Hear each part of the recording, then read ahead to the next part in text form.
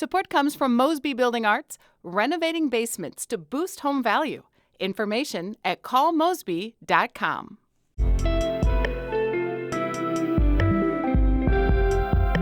From the St. Louis Public Radio Newsroom, this is The Gateway. It's Monday, March 31st. I'm Abby Larico. There's about a week left in what has been a combative general election campaign between St. Louis's incumbent mayor, Tishaura Jones. My support doesn't come from the top 1%, and it never has. Right. I didn't get in elected office to help them. And her challenger, alderwoman Cara Spencer. They are not getting anything specifically out of return for that, and I really resent that accusation. Breaking down the race with STLPR's Rachel Lippmann, coming up after this news on The Gateway. 6 additional early voting locations open today in St. Louis County. Voters can cast their ballots ahead of the April 8th election, no excuse needed, at several St. Louis County locations, including the North County Recreation Complex, Mid-County Branch Library, and Grantsview Branch Library. Locations will be open for early voting every day but Sunday until Tuesday's Election Day. For more information about what's on the ballot, check out our voter's guide at stlpr.org. The Missouri House will spend the bulk of its time this week advancing its lone constitutional obligation, the state budget.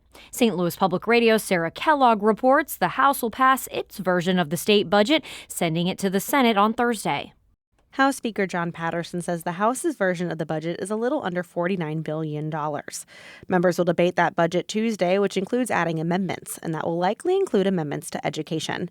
Democratic Representative Betsy Fogel said one of the biggest frustrations this year is public school funding. Fully funding public education is one of the most important things we do in this body and will leave a lasting legacy for all children back home. Fogel said another disappointment was the House removing federal dollars for child care that Governor Mike Kehoe's office proposed. Once the budget passes the House, it will then go to the Senate. Similar to prior sessions, the Senate is likely to put more money into the budget. In Jefferson City, I'm Sarah Kellogg, St. Louis Public Radio. A former employee is alleging the St. Louis County Health Director instructed her to lie in response to a Sunshine Law request. Rhonda Bellix has filed a lawsuit against Dr. Kanika Cunningham and the county in St. Louis County Circuit Court. Bellix says she made an internal complaint against Cunningham in September after being asked to deny the existence of a program to euthanize animals at the county shelter. The suit alleges that the next day, Cunningham searched Bellix's car as a security guard and employees watched. A document detailing the euthanasia proposal came to light last month, though Cunningham has said she rejected it immediately.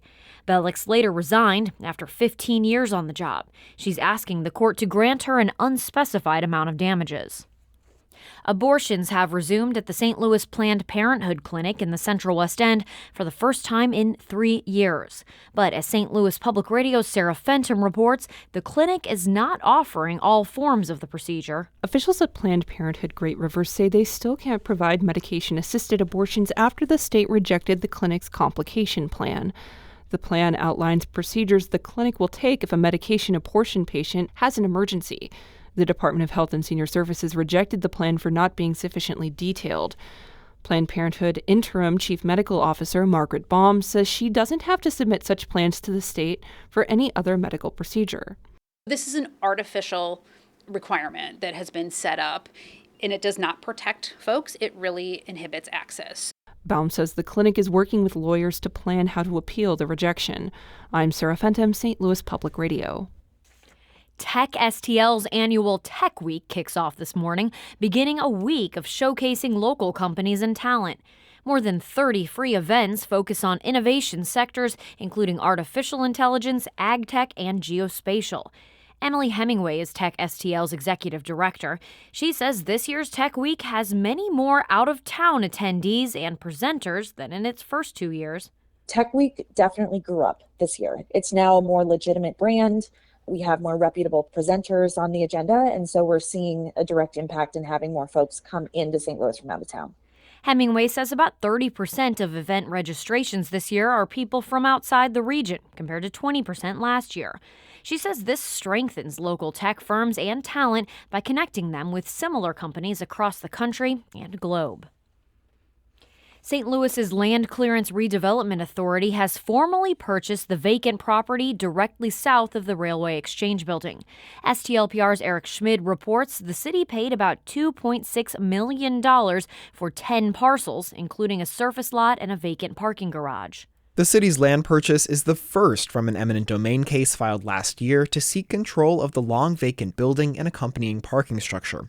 St. Louis Development Corporation President and CEO Neil Richardson says the transaction means the city's building division can now demolish the derelict garage. And the reason why we're taking immediate action on this site is because it's been left in such disarray that it's creating public harm. As a visitor coming into downtown St. Louis, imagine if this is the first impression you see of downtown. Richardson says SLDC will solicit redevelopment plans in the next few months for both the Railway Exchange Building and the parcels to the south.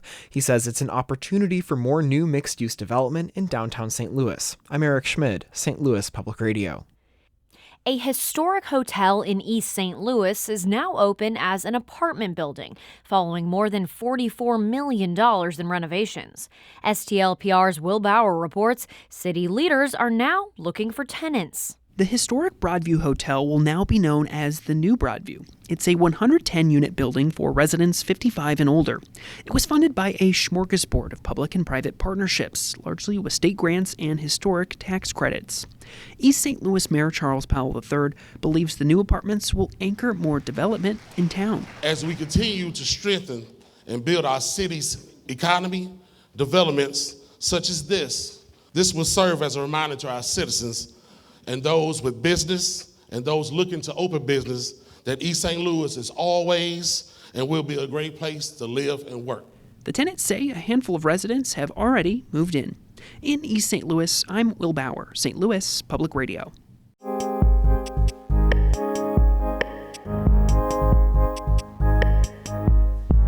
A combative race for mayor of St. Louis is nearing the end. Voters will decide on April 8th whether to keep incumbent Tishaura Jones in office or give 8th Ward alderwoman Cara Spencer the keys to the city. I sat down with St. Louis Public Radio's Rachel Lippmann to take stock of what's been an often bitter and personal campaign so far. Rachel, remind us how we got here. Tishaura Jones and Cara Spencer were the top two vote-getters in the March primary, so that set up a rematch of 2021. But this year, the landscape is a lot different. 4 years ago, Jones was the top vote-getter by 5,000 votes. This year, Spencer more than doubled up Jones' support in March. How would you describe the message from these two women throughout the campaign? Jones has consistently advocated for voters to give her a second chance to continue the work that she's been doing since 2021. And she made that point in a January appearance on the Politically Speaking podcast. We have to make sure that we are enacting long-lasting, sustainable change, and oftentimes that takes more than 4 years. She likes to highlight drops in crime. It is down overall 31% since 2022, and violent crime is down 13% between 2022 and 2024. And she also highlights the investments that she's made in North St. Louis using COVID relief and other funds. But in the last weeks of the election, she's really zeroed in on the hundreds of thousands of dollars that Spencer's Political Action Committee has received from developer Bob Clark and other business interests in the city. Here's the mayor on the primary election night speaking to her supporters at a Union Hall in Midtown. My support doesn't come from the top 1%, and it never has. Right. I didn't get in elected office to help them. I did it for everyday people. Now, Spencer, of course, rejects the idea that Bob Clark or any other business leaders are giving to her because she has promised them something. Here she is during a joint appearance with Jones on the Politically Speaking Hour on St. Louis on the Air. When folks are investing in my campaign, they're investing in a new path for St. Louis. They are not getting anything specifically out of return for that, and I really resent that accusation. And the message from Spencer from day one has been that the city is just not providing the basic needs. The most visible manifestation of this problem was that January snowstorm. It was clear to me just a couple of days in that the response was inadequate. I think it was clear to most of us. And the failure to take urgent, immediate action was apparent to all of us. Now, the mayor did admit the city's response was inadequate. But I think it's important to note that many municipalities and even the Missouri Department of Transportation struggled to respond to that storm. What are the biggest issues that the next mayor will face? The biggest one is navigating the transition back to state control of the St. Louis Metropolitan Police Department. The mayor will have a seat at the table to set policy, but is going to be only one of 5 voices on that governing board. But really more importantly than the policy aspect of this is the monetary aspect. That legislation, or that law now, sets escalating mandatory spending levels for the police department, up to 25% of general revenue by 2028. And it's likely without additional revenue, the city will have to make cuts to meet those thresholds.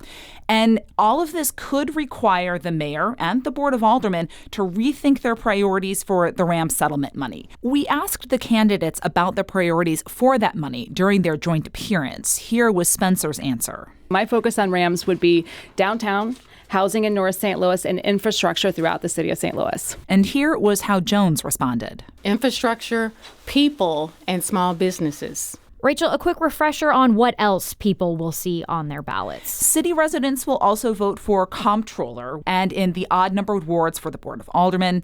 There are 12 candidates on the ballot for 3 seats for the SLPS Board of Education. St. Louis and St. Charles counties have a large number of municipal government and school board races, and there's also a lot of local ballot measures. That was St. Louis Public Radio's Rachel Lippmann with the details ahead of the April 8th election. You can find all of our political coverage at stlpr.org. The Gateway is a production of St. Louis Public Radio, a listener-supported service of the University of Missouri-St. Louis. Music by Ryan McNeely of Adult Fur. I'm Abby Larico, and from the St. Louis Public Radio newsroom, this has been The Gateway.